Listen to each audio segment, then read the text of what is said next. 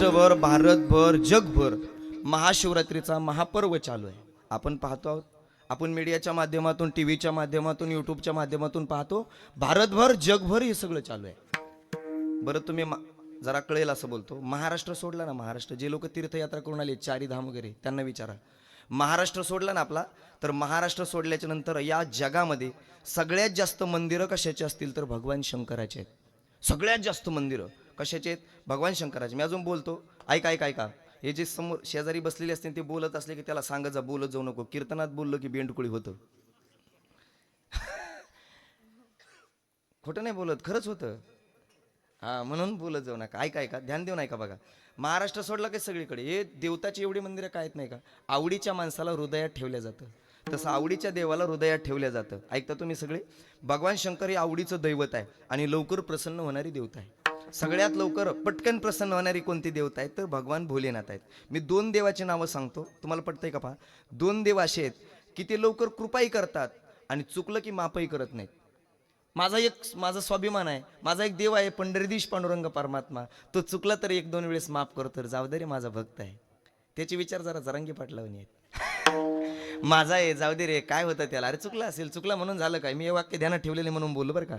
अरे चुकला असेल, चुकला म्हणून झालं काय? तुम्ही ऐका परत युट्यूबला, इंस्टाला, तुमच्या लक्षात येईल. अरे चुकला म्हणून झालं काय? तो माझा आहे. अरे चुकला असेल, आपलाय म्हणून त्याला माफ कर एक दोन बारे. चुकला ना, पड त्याच्या पाया, काय बिघडलं? असं पांडुरंगाची वृत्ती आहे. बरं, पण जे भगवान शंकर सांगितले मी तुम्हाला आणि दत्तात्रय सांगितले, दोन देव भयानक आहेत. हे कृपाही लवकर करतात आणि माणसाला माफही करत नाहीत. चुकलं की त्याला सुट्टी नाही. उगा आठवलं म्हणून सांगतो बरं का, असं काही घेऊ नका. आठवलं म्हणून सांगतो. 2-3 वर्षापूर्वी मी एका गावात कीर्तनाला गेलो. किशोर महाराज, नितीन महाराज, 2-3 वर्षापूर्वी एका गावात कीर्तनाला गेलो. महाशिवरात्रीचा सप्ताह होता आणि महाशिवरात्रीचा सप्ताह झाला, कीर्तन झाले, मी घरी आलो. त्याच्यात एक कार्यकर्ता होता, ते झोपलं. संध्याकाळी सप्ताह संपल्यावर झोपलं की त्याच्या ध्यानात शंकराचे कार्यकर्ते यायचे. आता शंकराचे कार्यकर्ते कोणते? भोलेनाथाचा कार्यकर्ता आहे पहिला, भुजंग. हा, असं आहे ते देव चांगला आहे हो, कार्यकर्तेला बेकार आहेत त्याचे. बरं, भुजंग. दुसरा म्हणजे नंदी. हा, आणि त्याच्या संध्याकाळी भुजंग ध्यानात यायची आणि म्हणायचे, हानू काय डोक्यात ठोका. घाबरला महाराज. ते पहिल्या दिवशी दरदरून घामाला त्याच्या अंगाला, दरदरून घामाला. त्याला काय करावं कळेना. सत्य घट नाही बरं का, खोटं नाही बोलत. दरदरून घामाला त्याच्या अंगाला, काय करावं कळेना महाराज. पण त्याला वाटलं जाऊ द्या, पहिल्या दिवशीचं पडलेलं स्वप्न खोटंही असू शकतं, खोटंही असू शकतं, काय सांगता येतं महाराज. दुसऱ्या दिवशी महाराज तीच रात्र तेव्हा स्वप्न. दुसऱ्या दिवशी भुजंगराव त्याच्या स्वप्नात. हानू काय म्हणला ठोका. घाबरलं त्यांनी विचारलं, अरे का हाणतोस मला? घाबरलं ना, दरदरून घामाला. दुसऱ्या दिवशी मला फोन लावला, मला पन्हाळकर महाराज. म्हणलो काय? भुजंगराव स्वप्नात येतो. म्हणलं ते सप्त्यातलं खाल्लेलं माघार नेऊन देणं तर भयानक होणारी. अवघड आहे महाराज. ते इतकं लक्ष बारीक असणारा देव म्हणजे भगवान भोलेनाथ आहे. त्यांचे कार्यकर्ते जबरदस्त आहेत. भुजंगराव, त्याच्यानंतर आमची नंदी. आमच्या शेतकऱ्यांचा सगळ्यात पहिला मित्र म्हणजे नंदी आहे आणि भगवान भोलेनाथाचं वाहन कोणतं आहे तर नंदी आहे. असा भगवान भोलेनाथ, एक लोटा जल सब समस्या का हल, नवरा मेला उपाशी. काही नाही, तेवढं ध्यानात ठेवलं. नी पेंडेर बेलवा तीन पाणी वरून होती ती. नवरा मंदिरापुढे चाकर हाणतोय. म्हणलं काय धोरण रे भाऊ, कम?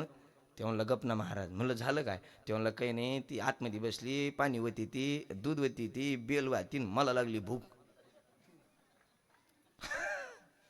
आधी याला जीव घाल, त्याला नाही जपलं तरी चालतंय, काय अडचण नाही, त्याला ते समजून जातंय. चला, मी पुढे बोलणार आहे बरंचसं. बघा, भगवान भोलेनाथ अतिशय प्रसन्न होणारी देवता आहे आणि लवकर प्रसन्न होणारी म्हणून सगळी आराधना करतायत. सगळीकडे चालू आहे. आम्ही येताना पाहतो, उभ्या महाराष्ट्रभर रोज फिरतो. मी एका आठवड्यामध्ये पूर्ण महाराष्ट्र पायाखाली घालतो. सगळ्या महाराष्ट्रात पाहतो, हा जो उत्सव चालू आहे ना, अतिशय आनंदाने सर्वजण संपन्न करत आहेत.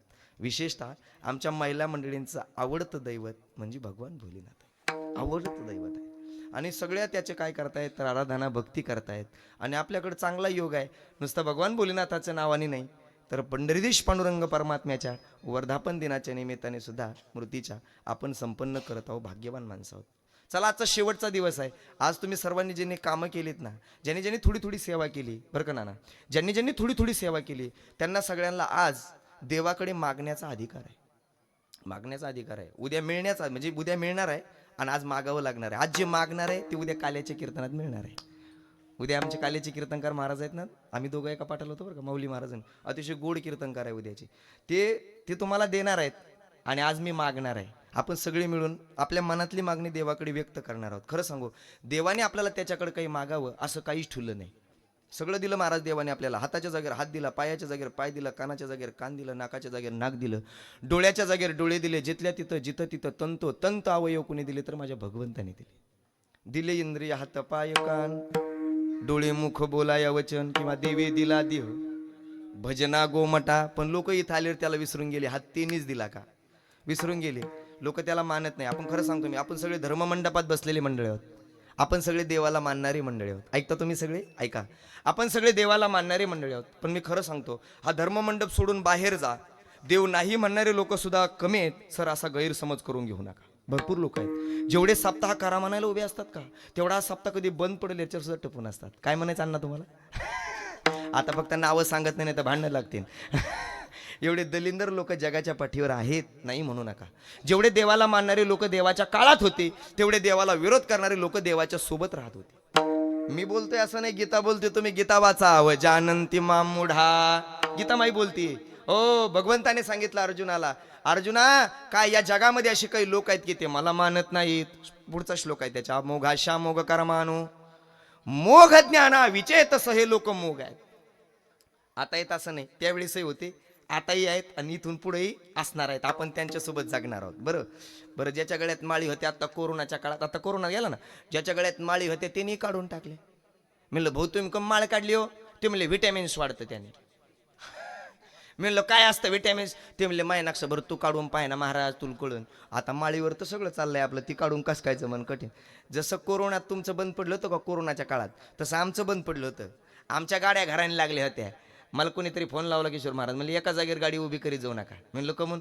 म्हणले माती टायर खाऊन घेते. आता मातीने टायर खाल्ल्यावर म्या काय खावं, प्रश्नच आहे ना. मग काय करी जा म्हणले, तेवढ्याच जरा फिरून आणि जा. आता गल्लीत कुत्रं बाहेर येऊ देत नव्हते. माझी गाडी कावा बाहेर होती, खाकीवरती घालून हातात काठी घेऊन उभीच होती. म्हणले धरलं की ठोकलं. आपलं काही शरीर एक मार खायला की मी घराच्या आतमध्ये बसायचो.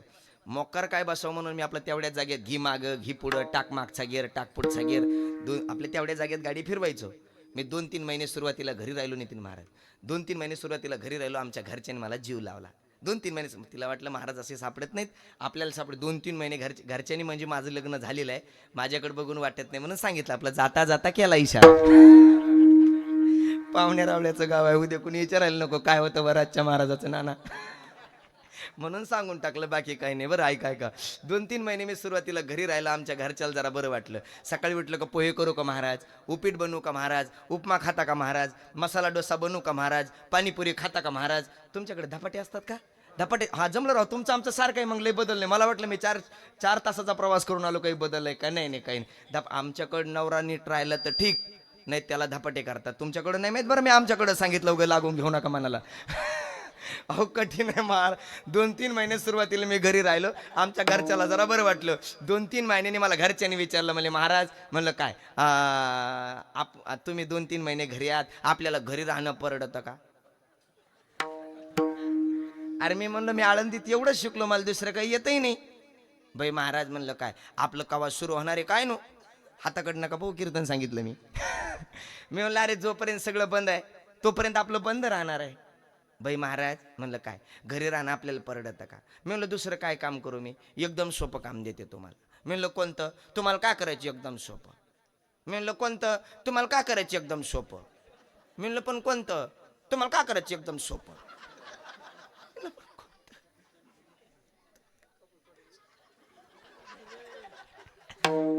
यांनी पानसर कसे काने टवकरले येतात. सांगतो आता त्याचेच पैसे घ्यायचे, मला काय करू अवघड. 2-3 महिन्याने मला घरच्यांनी काम सांगितलं. 2-3 महिन्याने मला घरच्यांनी काम सांगितलं. म्हणले कमराला उपारणं बांधताना म्हणे हा काही नाही, म्हणले मागून वटीला बांधायचं, नुसतं ओढायचं ना आतमध्ये सोडायचं. तुमच्याकडे नसतं का कापूस? ऐका जमलं. मग तुमचं आमचं सारखं लय बदल नाही. कापूस का? मी म्हणलं चला जाऊ दे, आपण कर्मभूमीवर आलेले माणसं, कर्म केल्याशिवाय मरू नये. मी अजून बोलतो एक वाक्य, तुम्हाला पडतंय का बा? हे फाशी फिशी औषध पिवषध घेणाऱ्या लोकांसाठी बोलतो, आत्महत्या करणाऱ्या लोकांसाठी. आत्महत्या करायची नाही. ज्ञानोबा म्हणतात ना, म्हणोच नाही धनंजया जियापरी. जगायला नाही म्हणायचं नाही, जगत राहायचं. एखादा माणूस म्हणला मी कटळन मरण, ध्यानात राहू दे, मरून जाऊ नको, नाही तर तुला परत यावं लागतंय आणि तेवढं राहिलेलं अंतर भरून काढावं लागतं. कर्म तुपल्या बापाचे चुकत नाही, मरतोच कशाला ना, म्हणोच नाही धनंजया जियापुरी जगायत राहायचं पाहिजे. बरं चला, मी म्हणलं काय हरकत नाही, आपण कर्मभूमी राहिले माणसं, कर्म करू म्हणलं. मी काय लाजलो नाही, काय नाही. मी वटी केली उपारण्याची, आणि आम्ही दोघं नवरा बायको कापूस याचायला गेलो शेतामध्ये. रोडच्या कडीला शेत आहे आमचं. दोघं नवरा बायको आम्ही कापूस शेतीत होतो. काही रस्त्याने जाणारे लोक आम्हाला पाहायचे. कापूसात आता वरतून ऊन पडलेलं, पोटात भूक लागलेली. मी म्हणलं अरे किती वाटे याचावं लागाय तरी संध्याकाळपर्यंत? ते म्हणे 10 वाटे याचावं लागते महाराज. 10 वाटे. मी म्हणलं सोपं आहे, 10 वाटे यायचं ना, काय अवघड. मी एका हाताने ते बोंड वडायचो, दोन्ही हाताने जोडायचो आणि दोन्ही हाताने सोडायचो. ती जरा दोन्ही हाताने वडायची, तिला जरा जास्त प्रॅक्टिस होती. मी म्हणलं अरे ती मधली सुट्टी का वाजते रे? ते म्हणले महाराज 5-5 वाटे याचून झाले की मग असते. मी म्हणलं सोपं आहे मग. पण मी जेव्हा पहिली वटी भरीत होतं का, तेव्हा तिची 5वी भरली होती. मी पहिलीच भरीत होतो. कठीण आहे मा. हो मी ते कठीण. आता मी आता वरतून ऊन पडलेलं, पोटात भूक लागली महाराज. मी तळमळ करीत होतो. रस्त्याने जाणारे काही मोटरसायकलेले लोक होते, 2 जण चालले ते मोटरसायकल. मास्क लावलेले ते काही फुगीर लोक होते ना, मास्क लावलेले ते असे रस्त्याने चाललेले होते. आणि माझ्याकडे बघून बघत होते, माझ्याकडे बघून आवाज येईन असं बोलत होते. मला आवाज येईन असा, वाऱ्याच्या झुळकीने आवाज येत होता. मला आवाज येईन असं बोलत होते. मागचा पुढच्याला म्हणतो महाराज तो धोरणाला लागला रे. आमचं काय झालं काही लय बरं वाटत. अरे पुढचा मागच्याला म्हणतो महाराजाचं हो वाटुळ, चांगल्या पोरीचं घर घातलं त्याचं काय. आणि पाकिट नेऊन काय जायकवाडी धरणाला वळण थोडंच घालतो मी, तिलाच नेऊन देतो घरी गेले. पण अवघडे महाराज, जे लोक डोक्यावर घेतात ते पायाखाली कधी टाकतात कळू देत नाहीत. कठीण आहे. एक जण तर पाठ्या माझ्या जवळ आला, मला म्हणला महाराज कमर बांधून लोकांना सांगितलं जगात देव आहे. कुठे आहे तुमचा देव महाराज? तुमचा देव दिसत का नाही? हजारो लोक मरताने पाहिले महाराज. कोणी एखाद्या पेशंटला भेटण्याकरता तुमचा देव येत नाही? हजारो लोक मरताने पाहिले महाराज. कोणी एखाद्या पेशंटला उचलून ॲम्ब्युलन्स मध्ये तुमच्या देवाने टाकलं नाही? हजारो लोक मरताने पाहिले महाराज. कोणी एखाद्या पेशंटला उचलून ॲम्ब्युलन्स मध्ये तुमच्या देवाने टाकलं नाही? तुमचा देव बेड द्यायला आला नाही? कुठे आहे तुमचा देव? मी त्याला सांगितलं दादा, कोरोनाच्या 2 वर्षाच्या काळात जर माझा देव नसताना तर आजच्या कीर्तनातला एकही माणूस तुला जिवंत दिसलं नसतं. आपण सगळे कीर्तनाला जिवंत होतात, ते माझ्या देवाचे उपकार आहेत. विटेवरती उभा नव्हता, कटेवरती कर नव्हते, खाली आला होता, खाकी वर्दी अंगामध्ये घातली होती, प्रत्येकाच्या घराघरासमोर जात होता आणि प्रत्येकाला सांगत होता दादांनो घराच्या बाहेर निघू नका ना रे, तो माझा देव होता. तुम्हाला उचलून ॲम्ब्युलन्स मध्ये टाकत होता, तो देव माझा होता. तुमची ॲम्ब्युलन्स चालवत होता, तो देव माझा होता. तुम्ही पॉझिटिव्ह आहात का निगेटिव्ह आहात सांगत होता, तो देव माझा होता. तुम्हाला बळच पॉझिटिव्ह करत होता, तो देव माझा नव्हता. कळलं त्याला धन्यवाद. ज्याला नाही कळलं त्याने आंघोळ्या करून या उद्या सांगतो. काय कीर्तनकारार कीर्तन अवलंबन नाही, खाली बसणाऱ्यावर कीर्तन अवलंबन. काही मरेल चेरी बसलेली असते, काही दमट पाहते माणसाकडे फक्त असं. अहो किशोर महाराज परदिवशी एगडी इकडून बसलेला होता, माझ्याकडे पण असं करायचा. म्हणलं फुटाने खातं काय मिळलं नाही याचा. कठीण आहे महाराज. हो ऐका माय बाप, आता त्याच्याकडे काही मागावं, त्याने असं कोणती गोष्ट आपल्याकडे ठेवली नाही. तरी सुद्धा तुकोबाराय महाराज आमची देवाकडे मागणी मागतात. पण मागावं का तुकोबारायनी नाही, कारण त्याचं असं आहे, त्याचं कारण असं आहे, तुकोबाराय मागणाऱ्याचा निषेध करतात. आम्ही मागत नाही म्हणतात कोणाकडे. काही मागणे काही मागणे आम्हानुचित, काही मागणे आम्हानुचित, काही मागणे आम्हानुचित, काही मागणे आम्हानुचित,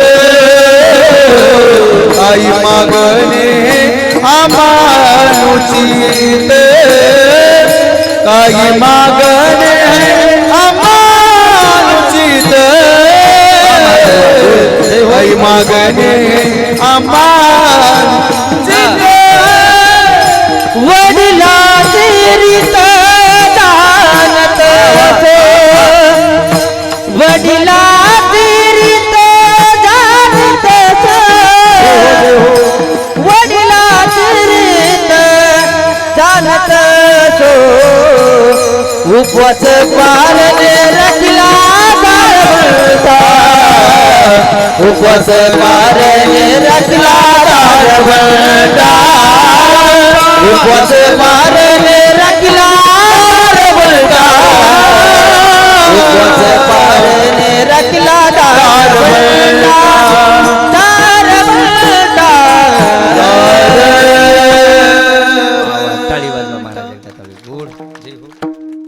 मागणं आम्हाला उचित नाही, आम्ही काही मागत नाही, कोणी दिलं तर घेत राहतो. तुम्ही दक्षिणा देतात आम्हाला बरं वाटतंय. पहिल्यांदा तुम्हाला दिली नितीन महाराज, मला थोडं जरा म्हणजे मला वाटलं अरे आपण हुकलोत ना, पण एक जणाने मला आणून दिले अजून बरं वाटलं. महाराजांनी सुंदर गायले. तर आमचे शिवकृपा मंडळ बरोबर ना, शिवकृपा मंडळांनी 500 एक दिलाय, अजून एक कोणीतरी 500 दिला पहा, सगळ्याला 500 दिले माझ्या सहित. वा, मला आलेत खिशात म्हणून म्हणलं बरं बरं धन्यवाद. हे बघा, आपण आमच्या गुणवान मंडळींची कदर केली पाहिजे. आमच्या भागात आत्ता पाठीमागं परभणी भागामध्ये 2 वाघ गेले महाराज संप्रदायाचे, गाडीवरती चालले. तुम्ही नुसते आमचे पैसे पाहता, कधी कधी आमचा प्रवास पहा. आता मी आमच्या शिवदास भाऊला फोनवरती बोलत होतो बरोबर ना, त्यांनी मला काय नाव तुमचं, केशव भैयाला बोलत होतो फोनवरती. त्यांनी मला थोडं आता ते संपर्कात राहिले म्हणून बरं झालं. मी सकाळचं कीर्तन फार दूरवरती आणि मग तिकडून मला प्रवास करायचा आहे आणि तुमच्या वेळेवरती येऊन माझं जीवन म्हणजे सासरवासनी जीवन आहे. मी वेळेवरती पोहोचलो पाहिजे आणि नाही पोहोचलो तर कार्यकर्त्यांचे फाल हारा असतात, म्हणजे महाराज लावला का कसं काय नाही बरोबर नाही असं सगळं. पण आमचे सर्व गुणजन मंडळी खूप पराकाष्ठ करतायत महाराज, आपण त्यांची कलेची कदर केली पाहिजे. एकदा टाळी वाजवा त्यांच्याकरता जोरदार. जय हो गुरुजी. बघा, तुकोबारांनी देवाकडे काही मागावं असं काही नाही, काहीच नाही महाराज, आमच्याकडे सगळं आहे आणि तरी मागतायत. खरं सांग का, तुकोबारे आमचे मागतायत पण देवाच्या समोर आणि देवाच्या संबंधीची मागणी आहे. घराकरता काही मागितलं नाही तुकोबाराने, देवाकरता मागितले. देवा मला काय करतं संगती दे, कशी मला विसंगती होऊ देऊ नकोस. कशी विसंगती, त्याच्याकरता एका दृष्टांताची नियुक्ती. मी दृष्टांत सांगतो म्हणजे आपण अभंगात प्रवेश करू.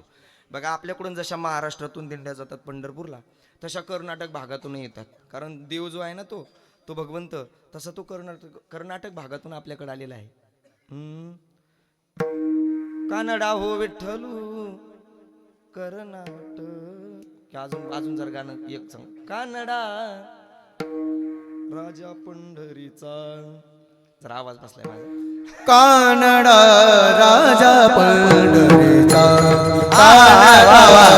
राजा पंढरीचा. जय हो गुरुजी. कानडा राजा पंढरीचा, कानडा राजा पंढरीचा, कानडा राजा पंढरीचा. जय हो. कानडा राजा पंढरीचा, राजा पंढरीचा, राजा पंढरीचा.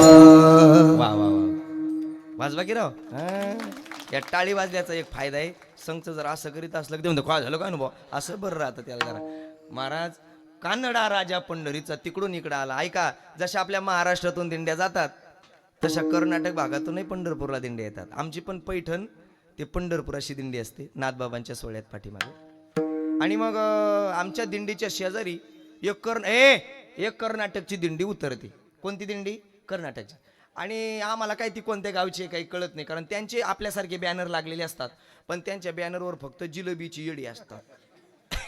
आपल्याला काहीच कळत नाही, काहीच कळत नाही काय चाललंय, कुठून आलो काही मिळ नाही.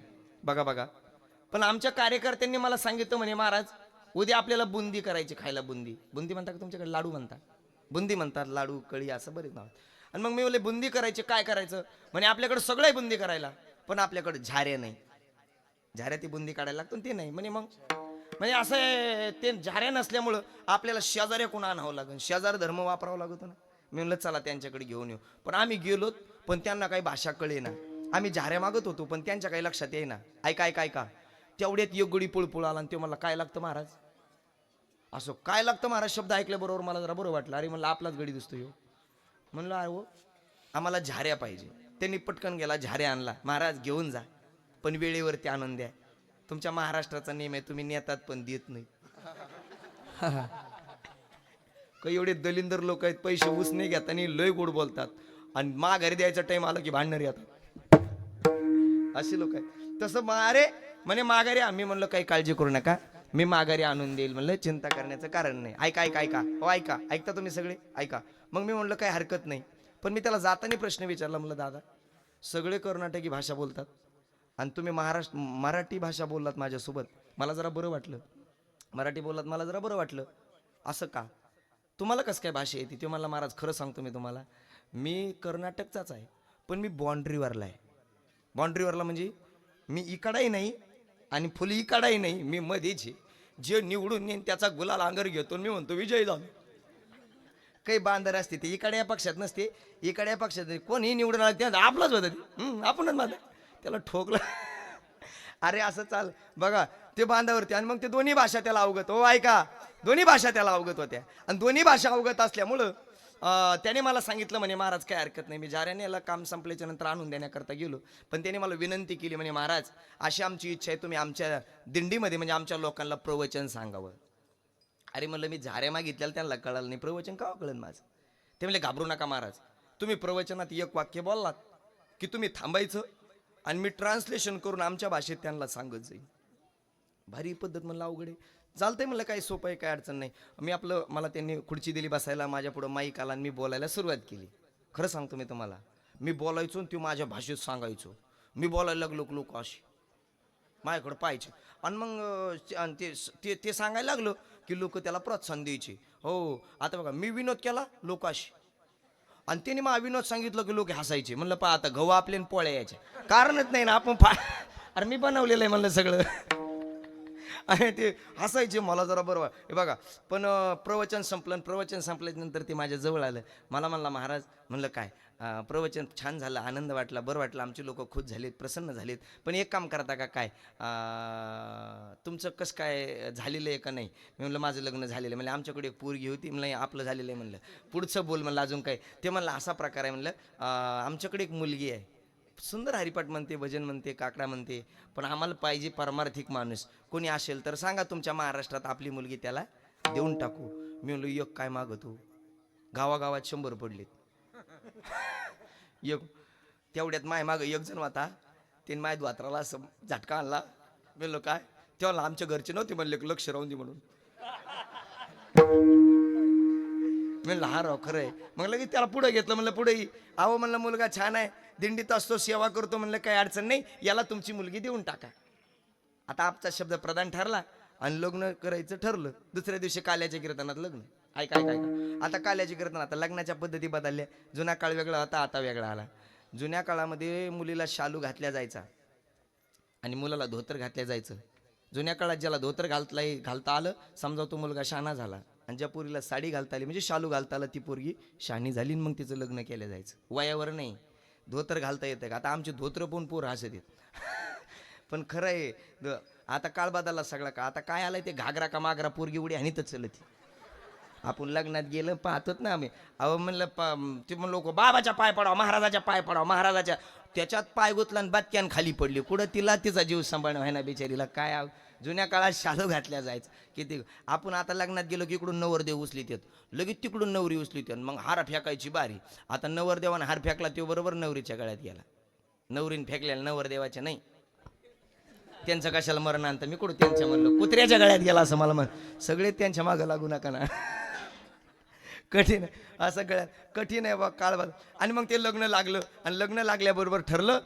म्हणले आता काय करायचं. म्हणे काही नाही, आमच्याकडे पद्धत अशी. म्हणले महाराज कर्नाटकची. आता मुलगी आमची सासरला जात नाही, मग मुलगाच 10-5 दिवस सासरला राहतो आणि नंतर मग दोघं पण पाठीमागं येतात. म्हणलं आमच्याकडे पद्धत नाही भाषे, लग्न मोडलंच चालन म्हणलं, पण आपल्याकडे पद्धत नाही अशी. आताच काय ते बोलून घ्या. त्या पोराने माझ्या पायावर दणकन पाय हाणला नवरदेवाने. तो म्हणला गपना बाबा झालं तो काम, आता तू जाईन घरी, मी मा पाहिन ना काय करायचं. काही लोक वौस्तरच गोड बोलत येत झाले की ते काहीच समजत नाही मधल्याला. हो कठीण आहे महाराज, कठीण. अरे मी म्हणलं काय हरकत नाही, मी आपलं निघून आलं. आता पुढं काय झालं ते ऐका. ते दोघं जण निघाले कर्नाटकला. आता कर्नाटकला त्यांचं छोटंसं गाव. कर्नाटकला निघाले, पण जाताना रेल्वेने गेली. रेल्वेने एका डब्यामध्ये बसले. नवरी समोरून बसली, मुलगी समोरून बसली, मुलगा समोर बसला. दोघं एकामेकाकडे पाहत होते पण बोलत नव्हते. काय काळ होता बा.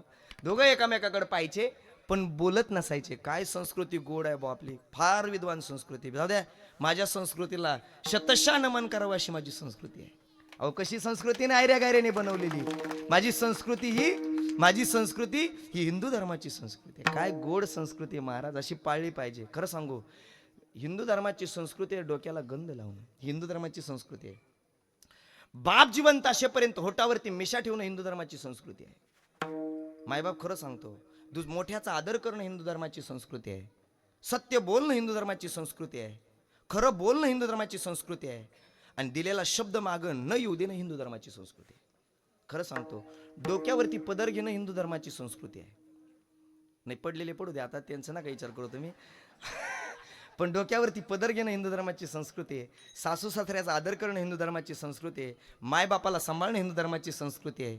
आणि खरं सांगतो, या सत्यकर्माला साह्य होणं हिंदू धर्माची संस्कृती आहे. पाळली पाहिजे मायबापा, पण गोड संस्कृती आहे आपली, गोड गोड अतिशय गोड संस्कृती आहे.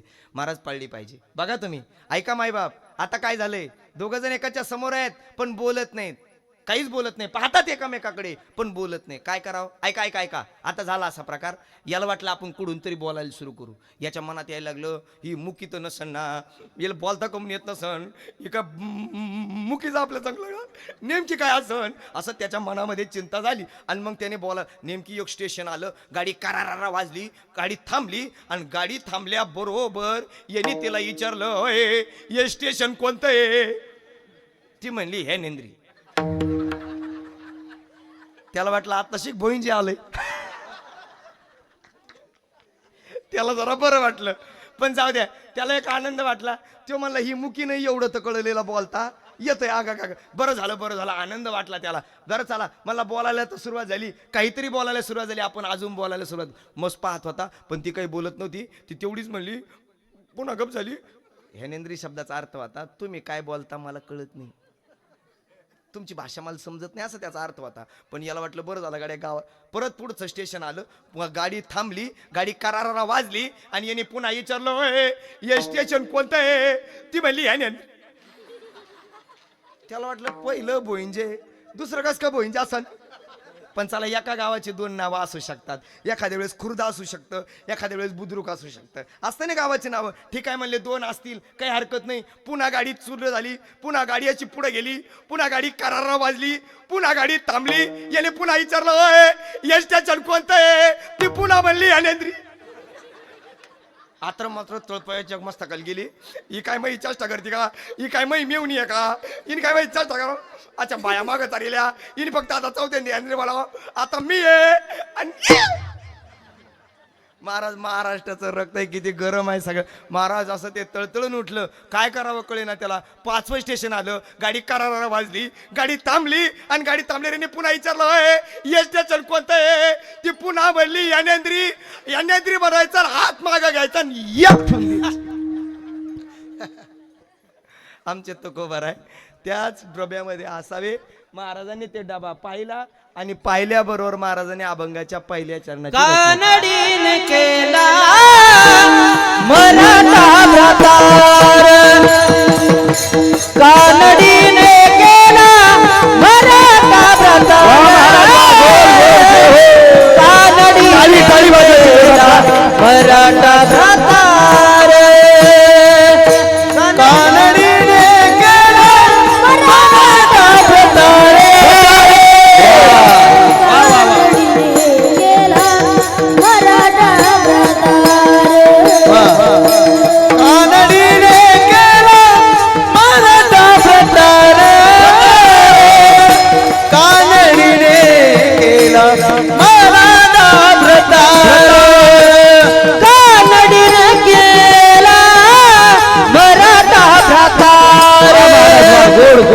कानडीने केला मराठा प्रतार, कानडीने केला मराठा प्रतार.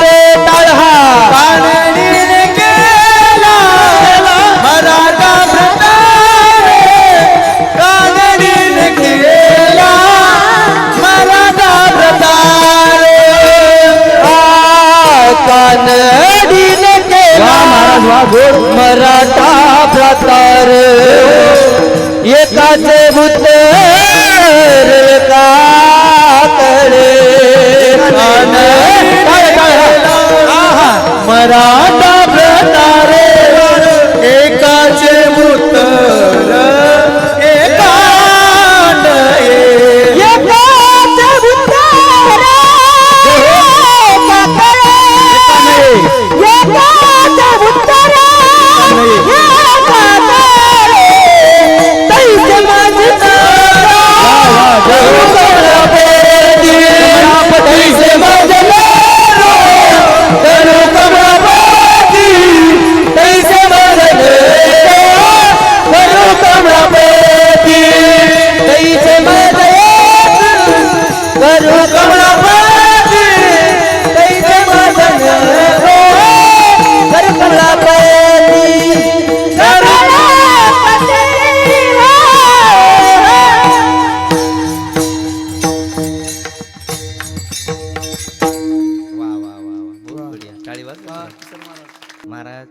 आता जे किशोर महाराजांनी चाल गायली की एका चाली 2-3 चाली मिक्स केल्या होत्या. तुम्ही नुसतं डोळ्याकडे पाहिलं म्हणजे बरं आहे. महाराज त्याला काय कष्ट घ्यावं लागतात. आळंदीमध्ये मधुकरी खाऊन जीवन जगावं लागतं आणि मग ज्ञानोबाराय कृपा करतात बरं का. असे सर्व आमच्या गुणीजन मंडळीवरती ज्ञानोबाराय तुकोबारायांची कृपा आहे म्हणून हे सगळं चालू आहे. महाराज तुकोबाराय आमचे तिथंच होते. तुकोबारायांनी पाहिलं पहिलं चरण लिहिलं. महाराज म्हणजे याची भाषा त्याला कळाना आणि त्याची भाषा येईल कळाना. प्रकार असा झाला दोघांची भाषा एकामेकाला न कळाल्यामुळे दोघांमध्ये विसंगती निर्माण झाली. देवा माझ्या जीवनात विसंगती होऊ देऊ नकोस. विसंगती होऊ देऊ नको. माझ्या जीवनामध्ये मला दी संत संगती, चांगल्या माणसाच्या संगती, सज्जनाच्या संगतीत राहू दे. आता सज्जन कोणाला म्हणायचं? या जाम पैसे देणाऱ्याला. सज्जन कोणाला? सज्जन इति नाम संत. संतांना सज्जन म्हणायचं. त्यांच्या संगतीत राहिलं की जीवाचं कल्याण.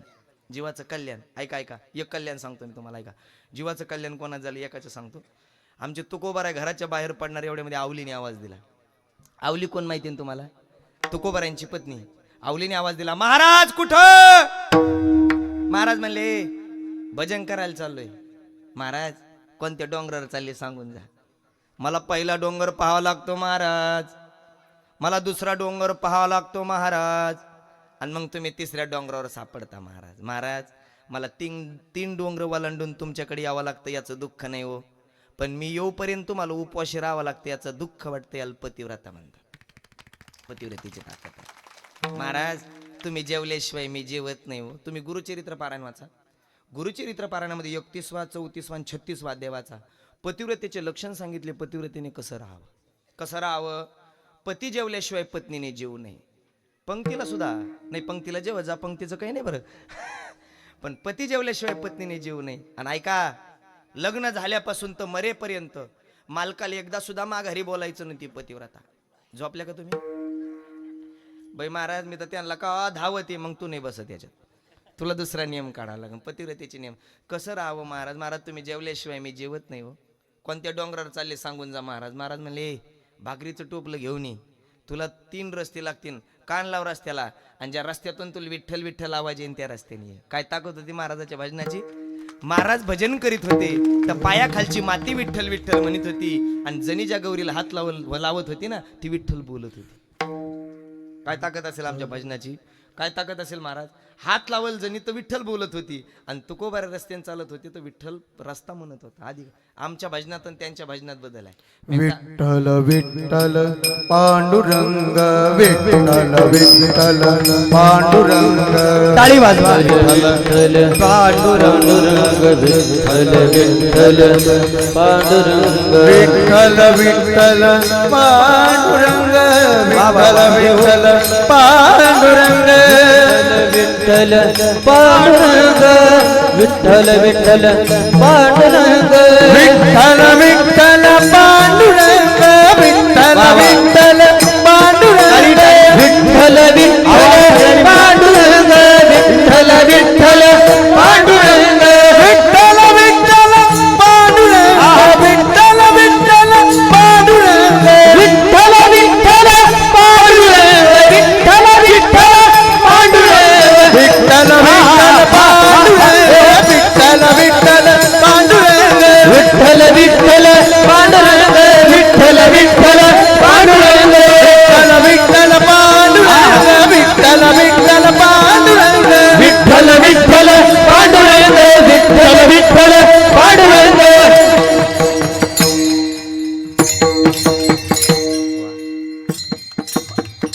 वा वा वा वा. टाळी वाजवा आता. विठ्ठल विठ्ठल पांडुरंग आवाज यायचा महाराज. रस्त्यातून आवाज. आमच्या भजनात आणि त्यांच्या भजनात बदल आहे. मी एकदा आळंदीन गावाकडे आलो आणि सकाळी उठलो आणि मारुतीच्या दर्शनाला गेलो. आळंदीन शिकून आले रे काय नाही. आळंदीन शिकून आले रे काय नियम करायचं म्हणून नियम केला. काय नियम केला माहिती आहे का? मी मारुतीला पाणी घालूस तर कोणाला बोलायचं नाही. मारुतीचं मंदिर आहे गावात, पाणी घालूस तर कोणाला बोलायचं नाही असा नियम केला. काही जेवताना बोलत नाही. आपण वाढायला गेलं घ्यान भाऊ ते तुला कळत नाही कर मी जेवताना बोलत नाही. वाढेन काय वाढायचं ते. काही जेवताना बोलत नाही. तसं मी ठरवलं होतं आपलं मारुतीला पाणी घालूस तर बोलायचं नाही. मी आपलं तांब्या घेतला आणि मारुतीच्या अंगावर पाणी घालीत होतो. आमच्या गावातलं एक जण मला आवाज देत होता, अय महाराज. मला तिकडून कोणी, मी त्याला खोनीला मी बोलत नाही नंतर पाहू, त्याला दमत नाही गाणं. ते पुन्हा अय महाराज मला आवाज. अरे मी म्हणलं मी बोलत नाही नंतर पाहू. काहीला धोरणं नसते, काही सप्त्यातले वर्ण खात नाही, त्याला धोरणच येत नाही. मला तिने अय महाराज, आणि मी मारतील म्हणलं तू थांब आता याच्याकडे पाहतो बाहेर जो. म्हणलं काय मिळे रे? आळंदीला होता. काही इथून सुरू करते बेग बी आळंदीला होता. म्हणलं हो आळंदीला होतो. भजन येत असन? म्हणलं नाही मी रणगाडा शिकायला गेलतो. भजन काय काही भामट्याने बोलत येड हे का काय रे? म्हणलं आळंदीत भजन नाही शिकित काय शिकित? कठीण आहे महाराज, काही भामट्याने बोलत येत. मी म्हणलं अरे मला भजन येतंय. मला म्हणला महाराज. म्हणलं काय आपल्या बंगल्यात येईन भजनाला? मी म्हणलं येईन बा, मला नाद आहे भजनाचं. मी म्हणलं येईन भजनाला, मला नीट तर बोलाव ना. मला म्हणला महाराज एकटा येऊ नको. म्हणलं मग तू हा सगळा ताफा घेऊन ये. मग काय पार्टी हे का काय ताफ्याला? पण ऐकून घ्यावं लागतं, धंदा गोड बोलून करा म्हणतात.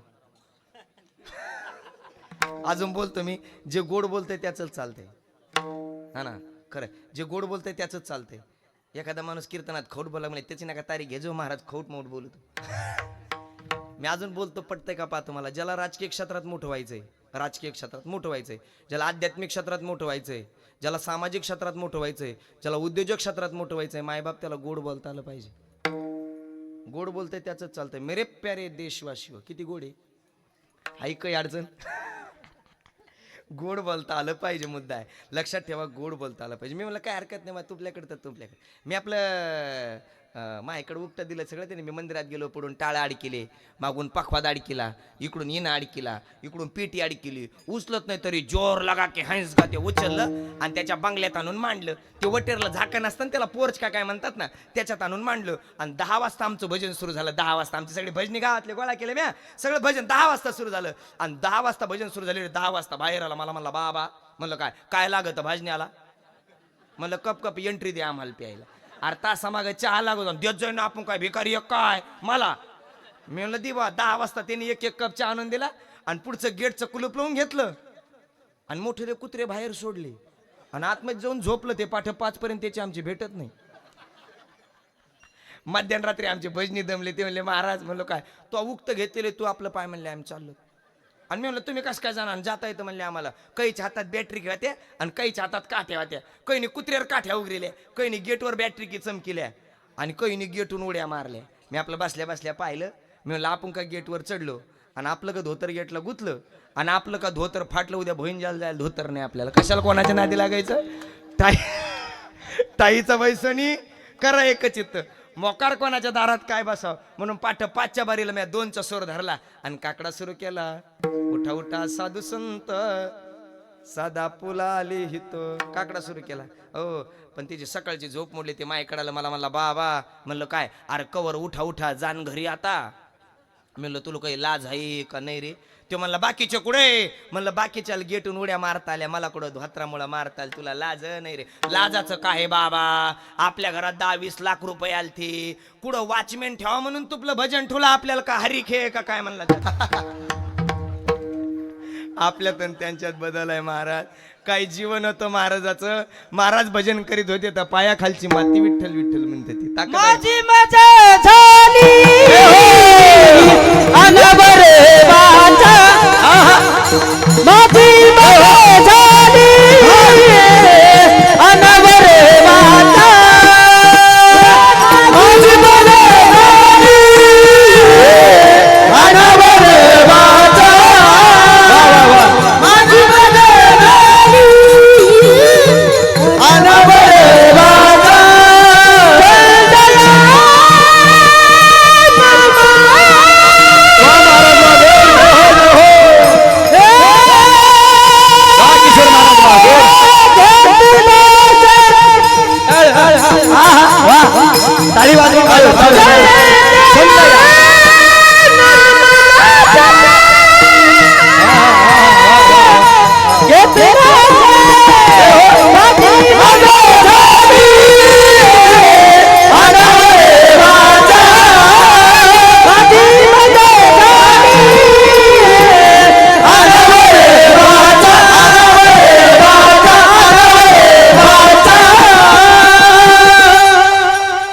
ताली किशोर महाराज खूप गोड. माझी मज झाली अनावर वाचन छंद या नामाचा. मी म्हणलं काय अवघड आहे महाराज. त्याने ते पायाखालची माती विठ्ठल विठ्ठल. घाबरू नको तू भाकरी टोपलं घेऊन ये. 3 रस्ते लागले की टोपलं खाली ठेवा आवले. आणि ऐक तीन रस्त्यातून कोणत्या कान आवाजाला रस्त्याला कान लावा, आवाज आला की त्या रस्त्याने. तुम्ही आता घरी गेले ना, घरी मालकाला म्हणावं मालक, मालकच म्हणतात ना तुमच्याकडे, मालक काय रातच्या महाराजांनी सांगितलंय तुम्ही जेवल्याशिवाय मी जीवच नाही. उद्या शेतात चालले, पण तुम्ही कोणत्या शेतात चालले सांगून जा.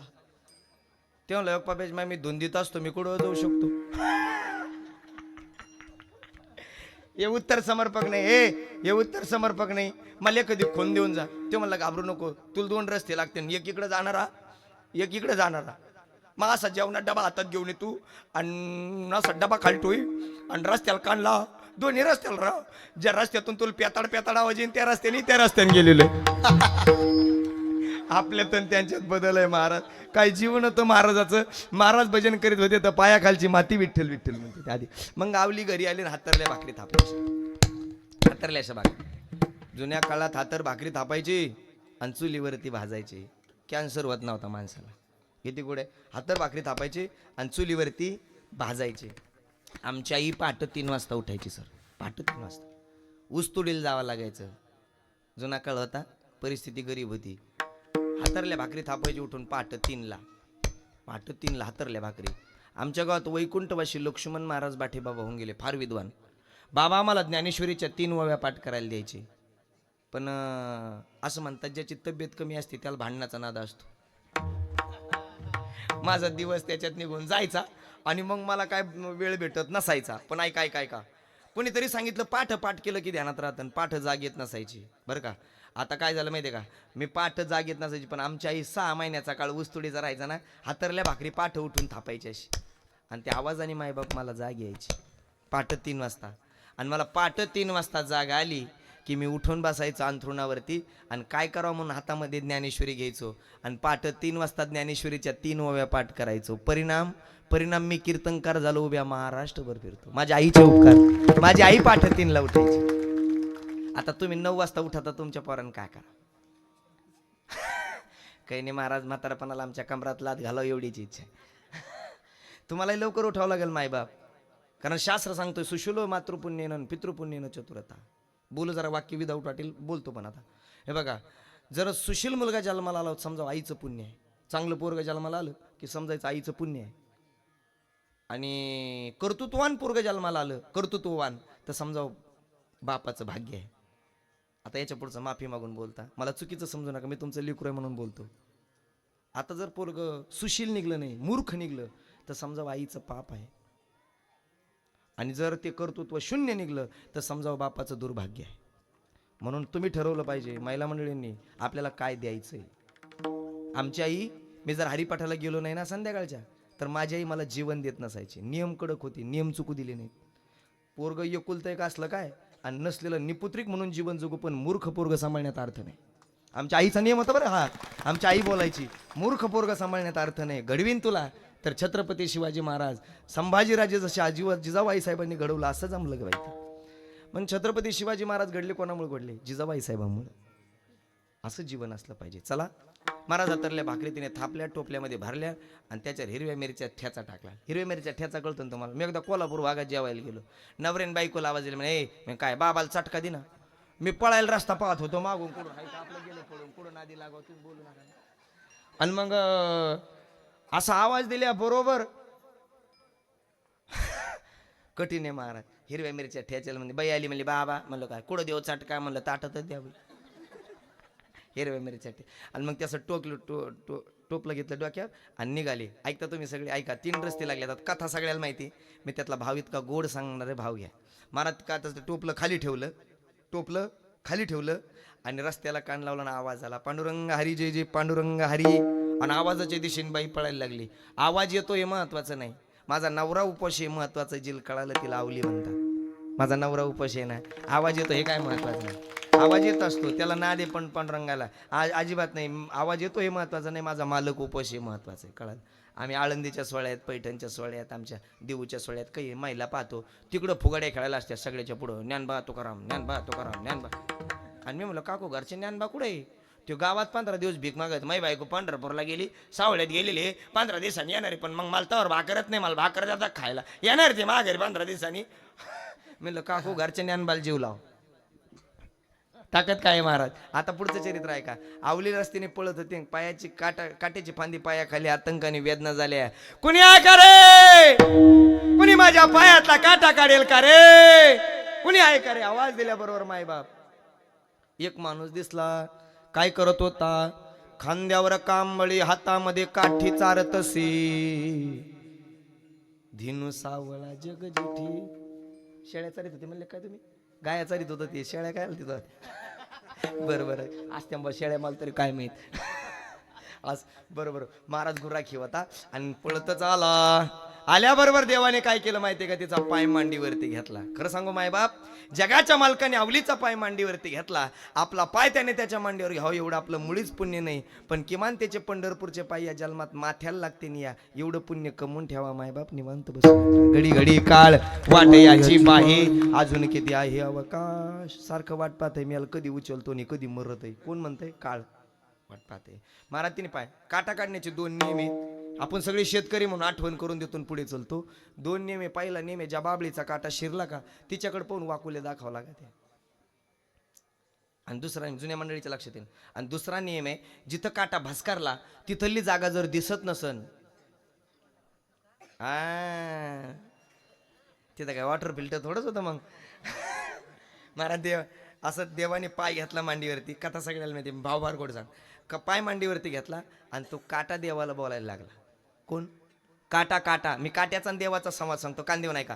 काटा बोलतोय काटा बोलतोय देवाला आणि देव बोलतोय काट्याला. ऐका बरं, काटा काय बोलतोय देवाला ऐका. काटा म्हणतो देवाला, देवा ऐकता तुम्ही सगळे ऐका कान देऊन. काटा बोलतोय देवाला, देवा मी तुझ्या भक्ताच्या पायात टोचलो बोचलो रुजलो देवा, आता मी नरकात जाईन का रे.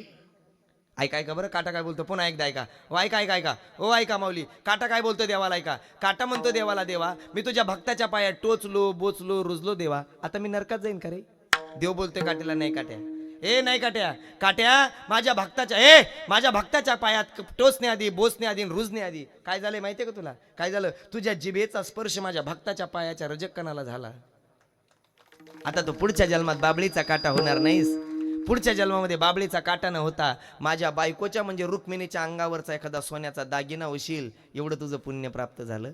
रजकणाची ताकद. बरं एवढं म्हणून राहिला नाही देव.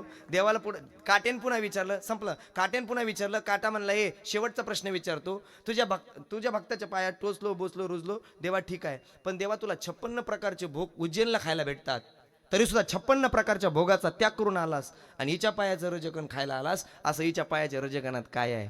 तो काटा देव म्हणतो, काट्या मी एकटा आलो नाही रे, माझ्या पाठीमागं बघ 33 कोटी देवीच्या पायाचं रजकण खायला धावत चालतात. देवाईची राजा महाराज वा जय हो. देवाईची राजा चरणाची माती धावत चाले ती मागे मागे, धावत चाले ती मागे मागे. देवाईची राजा चरणाची माती धावत चाले ती मागे मागे, धावत चाले ती मागे मागे, मागे मागे. अतिशय गोड वा समीर प्रमाण टाळीवाज ना फिरा गोड. जय हो. धावत चालते, मी एकटा नाही, माझ्या सहित 33 कोटी देव धावत चालते मागे मागे. जाऊ द्या, माझा संपला दृष्टांत. मला उत्तर विचारायचं तुम्हाला. आवलीने भजन केलं असं कोणत्या ग्रंथात आलं का. नाही. आवलीने भजन केलं मायबाप असं कोणत्या ग्रंथात आलं नाही. महिला मंडळींनो ऐका, आवलीने देवाला शिव्या दिला असं ग्रंथात आलं, पण भजन केलं असं आलं नाही. मग तिने भजन केलं नाही तरी तिच्या पायात काटा शिरला का पंढरपुरातलं पळत येतं आणि तिचा पायाचा काटा काढते. कशाची ताकद आहे, कशाची ताकद आहे. नामस्मरण तर तिने केलंच नाही, आता कशाची ताकद आहे. कशाची ताकद नाही, कशाची ताकद आहे सांगतो मी तुम्हाला. अहो तुकोबाराय भजन करीत होते माझे, पण तुकोबाराला उपाशीपोटी तिने कधी भजन करू दिलं नाही. ताकद आहे. कधी उपाशीपोटी भजन करू दिलं नाही माझ्या तुकोबारायला. माझ्या तुकोबाराला आधी जीव घालायची आणि मग तुकोबारायचं भजन चालायचं. संपलाय माझा दृष्टांत.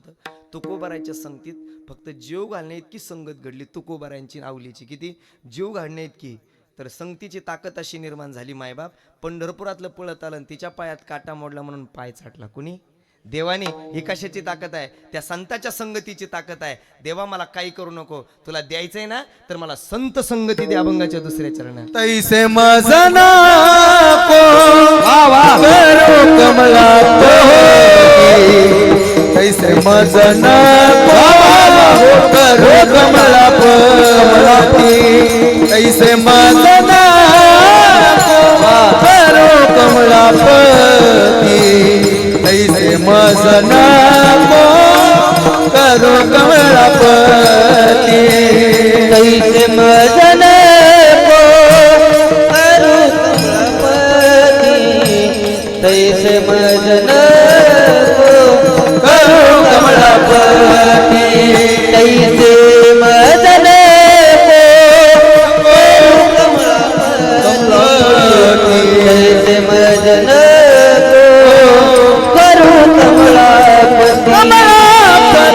तैसे मजना करो कमलापति तैसे मजना करो कमलापति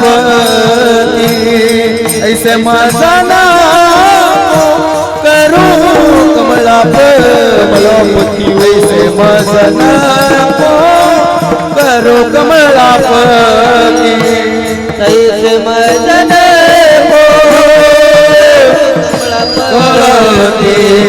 तैसे मजना को करो कमलापति तैसे मजना को करो कमलापति